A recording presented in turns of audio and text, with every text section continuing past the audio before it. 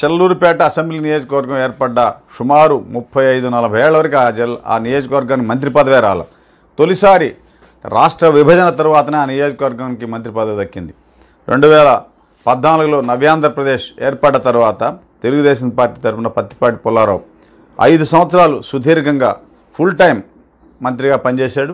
ఆ తర్వాత 2019లో అక్కడి నుంచి గెలుపొందినటువంటి విడదల రజని 2.5 సంవత్సరాలు సెకండ్ హాఫ్ విశ్రాంతి తర్వాత విస్తరణలో ఆమె మంత్రి పదవి దక్కింది. ఆ విధంగా చెల్లూరుపేట నియోజకవర్గం కూడా రాష్ట్ర చరిత్రలో అక్కడి నుంచి ప్రాతినిధ్యం వహించిన వాళ్ళు మంత్రిగా ఇచ్చే అవకాశం దొరికింది. పూర్తిగా తెలుగుదేశం పార్టీ ఆవిర్భావించిన తర్వాత జరిగిన పరిణామాలు మనం చెల్లూరుపేటలో పరిగణలో తీసుకుంటే 1983 నుంచి 1999 అంటే పుల్లారావు పోటీ చేయబోయే మొదటి వరకు ప్రతి ఎన్నికల్లో అక్కడ అభ్యర్థిని మారుస్తూ వచ్చారు. 83, 85, 89, 94 4 సార్లు 4 అభ్యర్థులు మారారు. 99లో పుల్లారావు ఫస్ట్ టైం టికెట్ ఇచ్చారు, ఆయన గెలుపొందాడు. ఆ తర్వాత జరిగిన మొత్తం మీద 5 ఎన్నికల్లో ఆయన 3 సార్లు గెలుపొందారు, 2 సార్లు ఓడిపోయాడు. ఇప్పుడు 6వసారి ఆయన ప్రత్యక్షంగా పోటీ చేయబోతా ఉన్నాడు. ఉమ్మడి గుంటూరు జిల్లాకు సుమారుగా 10 సంవత్సరాల పాటు ఆయన పార్టీ అధ్యక్షుడిగా పనిచేశారు. రకరకాల కారణాలతో ఆయన మంత్రిగా ఉన్నప్పుడు కుటుంబ సభ్యుల మీద వచ్చిన అవినీతి ఆరోపణలు, స్థానిక నాయకత్వంతో ఉన్న చిన్న చిన్న విభేదాలు, ఇటువంటి వాటి వలన ఆయన స్వల్ప తేడా అంటే సుమారు 6-7 వేల తేడాతో ఆయన మొన్న ఓడిపోయాడు. ఈ ఎన్నికల్లో తిరిగి సునాయాసంగా గెలుస్తాడనేటువంటి వాతావరణం ఏర్పడింది. ఆయన అభ్యర్థిగా ప్రకటించినప్పుడు ఆయన కుమారుడి మీద ఒక తప్పుడు కేసు రిజిస్టర్ చేసి ఆయన్ని అరెస్ట్ చేయటం, ఇటువంటి పరిణామాలన్నీ చెల్లూరుపేటలో జరిగినాయి. వీటికి సంబంధించినటువంటి అంశాలు మనం సమీక్షించుకుందాం. ముందుగా మీరు మా ఛానల్ని సబ్స్క్రైబ్ చేయవలసిందిగా కోరుతున్నాం. చిలకలూరుపేట అంటేనే ప్రధానంగా గతంలో పొగాకు వ్యాపారానికి కేంద్రం. తర్వాత జరిగిన పరిణామాల్లో అది ఆ ప్రాంతం అంతా పత్తి ఇటువంటి వాటికి ప్రధానంగా ఉండేది. ఆ తర్వాత national highway Madras Chellurupeta national highway ప్రధాన రహదారి చెల్లూరుపేటలో ఉండటం, ఇటువంటి వాటి వల్ల ఉంది. గతంలో చెల్లూరుపేట గుంటూరు లోక్సభ పరిధిలో ఉండేది. 2009 తర్వాత నియోజకవర్గాల పునర్విభజనలో చెల్లూరుపేట పల్నాడు జిల్లాలోకి చేరింది. ఇప్పుడు నర్సరాపేట లోక్సభలో ఉంది. ఈ ప్రస్తుతం అక్కడ వైకాపా పరిస్థితి ఎట్లా ఉందంటే, ఫస్ట్ 5 ఏళ్ల పాటు ఆడ ఎమ్మెల్యేగా 3 ఏళ్ల పాటు మంత్రిగా చేసిన విడదల రజని ఓడిపోతాను అనే భావంతో ముందుగానే ఆమె ఇక్కడి నుంచి సర్దుకొని గుంటూరు పశ్చిమ నియోజకవర్గానికి వలస వెళ్ళిపోయారు. ఆమె వెళ్ళిపోవడంతో ప్రత్యామ్నాయంగా మల్లెల రాజేష్ నాయుడు అనే ఒక కాపు సామాజిక వర్గానికి చెందిన వ్యక్తికి ఇన్ఛార్జిగా ఎమ్మెల్యే టికెట్ ఇచ్చారు. ఈ రాజేష్ నాయుడు గతంలో పుల్లారావు మంత్రిగా ఉన్న సమయంలో చెల్లూరుపేట పట్టణ కార్యదర్శిగా మంత్రి దగ్గర అన్ని కార్యక్రమాలు చక్కబెట్టేటువంటి కీలక దశలో పనిచేశాడు. ఎన్నికల ముందు వచ్చిన విభేదాలు, ఆర్థికపరమైన అంశాలు వాటితో విభేదించి విడదల రజనికి సపోర్ట్ చేశాడు. అలా జరిగిన పరిణామాల్లో రాజేష్ నాయుడు అభ్యర్థిత్వాన్ని కూడా పూర్తిగా కొనసాగించకుండా 2 వారాల క్రితం గుంటూరు మేయర్ కావటి మనోహర్ నాయుడిని అభ్యర్థిగా ప్రకటించి రాజేష్ నాయుడిని పక్కన పెట్టారు.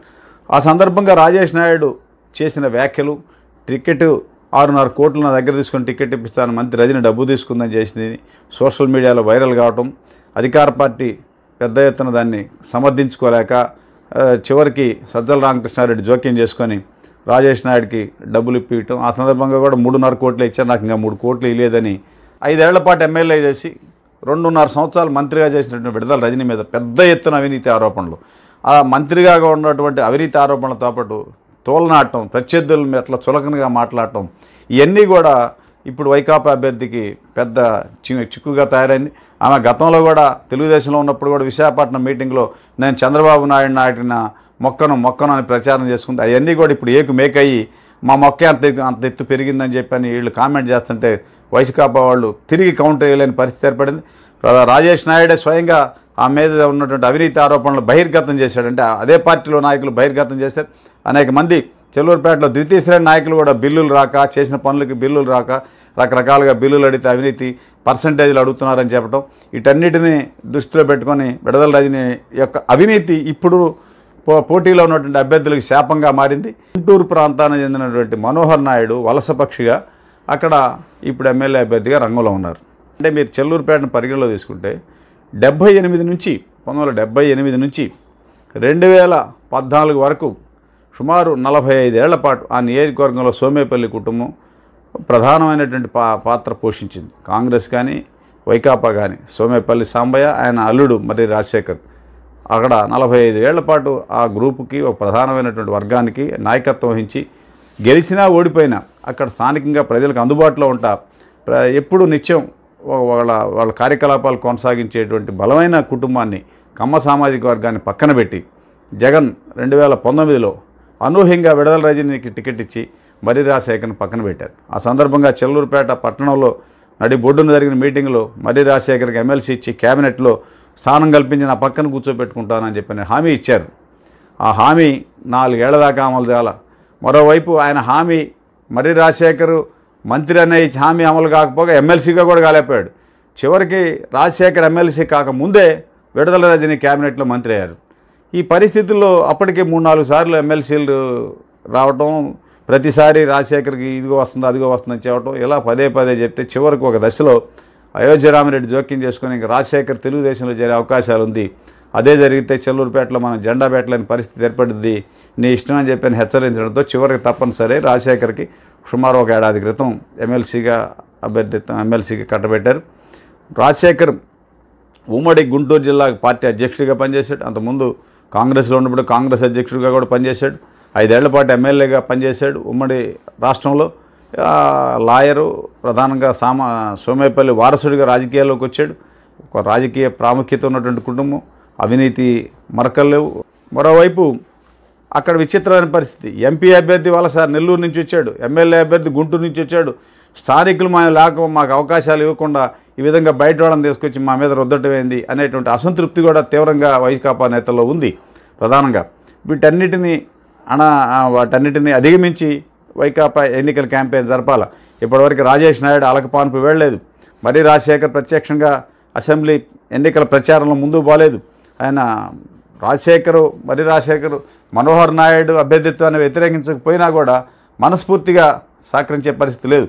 ఎంపీ టికెట్ ఆ రోజు 19లో నర్సారెడ్డి కృష్ణదేవరాయలు కమ్మ సామాజిక వర్గానికి ఇవ్వడం వల్ల గెలిచారు.